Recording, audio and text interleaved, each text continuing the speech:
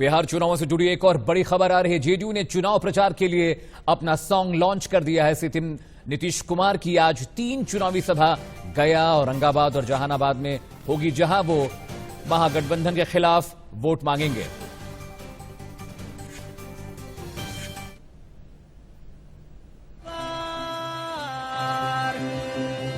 साथ सभी को लेके चला जो जिस पे है विश्वास,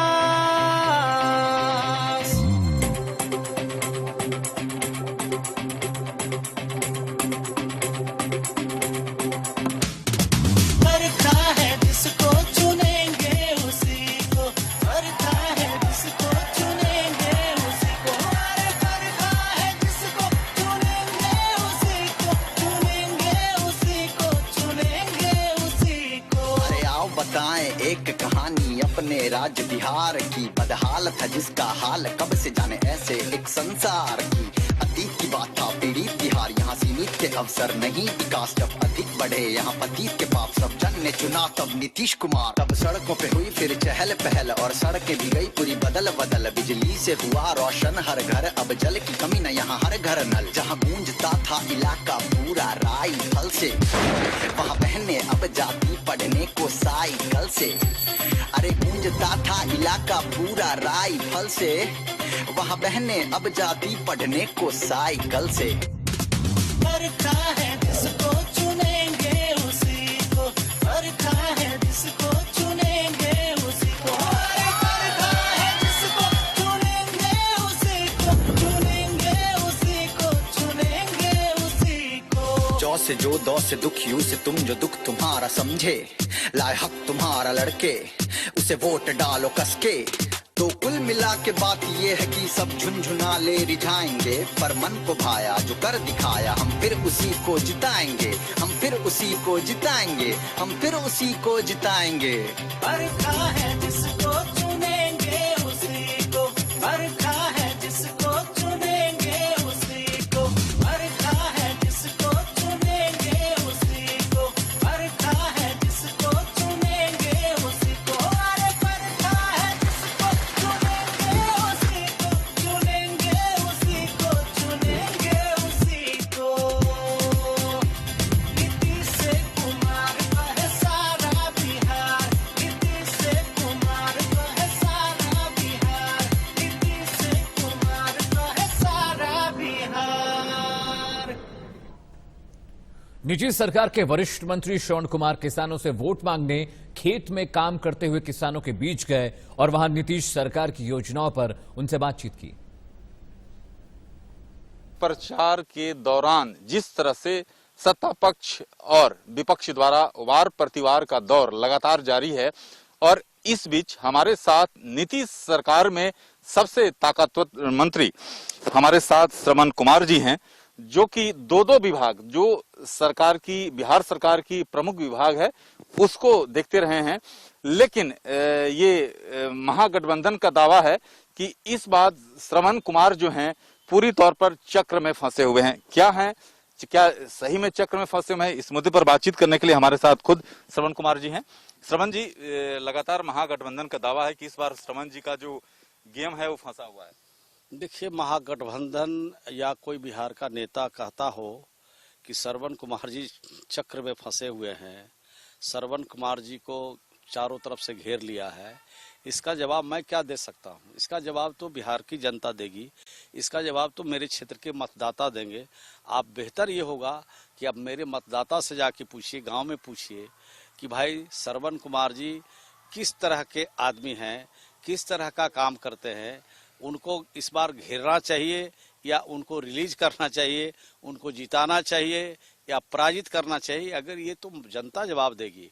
और 3 तारीख को शाम में 4-5 बजे तक जो लोग कह रहे हैं कि मुझे घेरने का काम करेंगे, जो लोग कह रहे हैं कि घिर चुके हैं, उस सब की बोलती बिहार की जनता, हमारे क्षेत्र की मतदाता बंद। हम भी देख रहे हैं श्रवण जी कि आप जो हैं ग्रामीण इलाके में लगातार घूम रहे हैं, और देखिए ये जो है गोभी का खेत है, और यहाँ पर लगातार ये किसानों से यहाँ पर मिल रहे थे और हमें यहाँ पर मिले। हम उनसे जानना चाहे कि आखिरकार श्रवण जी, क्या आप जो है किस तरह से लोगों से मिल रहे हैं, तो उन्होंने कहा कि किसानों से हम ऐसे ही मिल रहे हैं। विपक्ष का ये कहना है कि श्रवण कुमार जी जो हैं यहाँ पर जो लॉ एंड ऑर्डर की स्थिति है, आप विधायकों को किडनैप कर लेते हैं। नहीं, विधायक को चाहे जनता को अब किडनैप करने की कोई जरूरत नहीं है। और बिहार में सुशासन की सरकार है, और जब तक नीतीश कुमार जी बिहार के मुख्यमंत्री रहेंगे, न कोई जनता को किडनैप कर सकता है और न कोई विधायक को किडनैप कर सकता है। वो समय था, वो परिस्थिति था, वो बीत गया।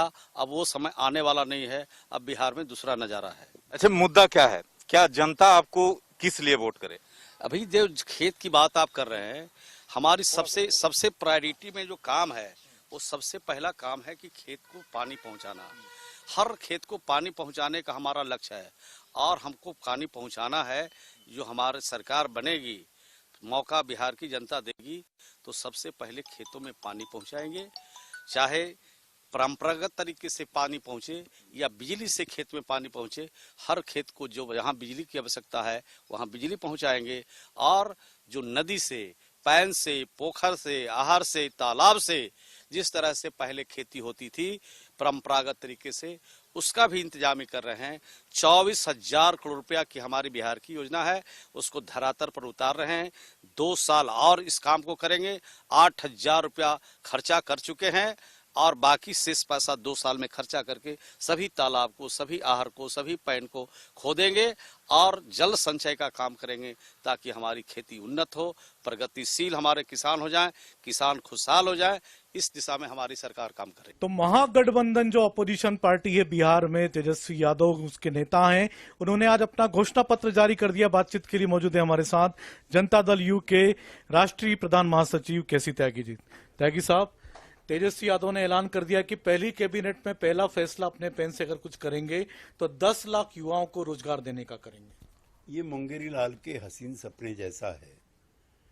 वहाँ जिस तरह का गठबंधन एनडीए का नीतीश जी के नेतृत्व में है, और हाल ही में ईपी अभी मुझे वो ही नहीं मिला ना, कुमार जी की जिस तरह से जॉइंट सभाएं हो रही, ये वाला लगाऊं। उसके बाद जनता का मूड तेजी से कंसोलिडेट होगा।